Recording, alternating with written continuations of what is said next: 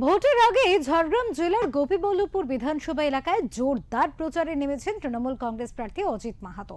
এদিন সাকরাইল ব্লকের কেশিয়া পাতা এলাকায় মিছিল করে দলীয় প্রচার সারেন তিনি। দলীয় কর্মী ও সমর্থকদের সঙ্গে নিয়ে মিছিলের মাধ্যমে এলাকায় জনসংযোগ করেন প্রার্থী। পাশাপাশি বাড়ি গিয়ে সাধারণ মানুষের সঙ্গে কথা বলেন, নিজের পক্ষে সমর্থন প্রার্থনা করেন। এদিন উপস্থিত ছিলেন সাকরাইল ব্লক তৃণমূল কংগ্রেসের সভাপতি কমলকান্ত রাউত সহ অন্যান্য নেতৃত্ব ও কর্মী সমর্থকেরা। স্থানীয় বাসিন্দাদের মধ্যে এই মিছিলকে ঘিরে কিন্তু যথেষ্ট উৎসাহ লক্ষ্য করা যায়। গোপীবল্লভপুর বিধানসভা তৃণমূল প্রার্থী অজিত মাহাতোর দাবি, রাজ্যের উন্নয়নের ধারাকে এগিয়ে নিয়ে যেতে সাধারণ মানুষ তৃণমূল কংগ্রেসের পাশেই থাকবেন।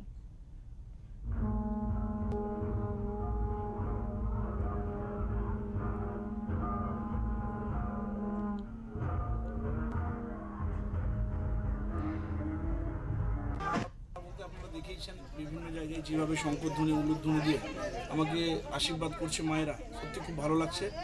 মমতা বন্দ্যোপাধ্যায়ের সঙ্গে জঙ্গলমহলের মানুষ আছে, ছিল এবং ভবিষ্যতেও থাকবে। কারণ মমতা বন্দ্যোপাধ্যায় যেভাবে জঙ্গলমহল, গোটা জঙ্গলমহলটাকে সাজিয়েছে সেটা মানুষ দেখেছে।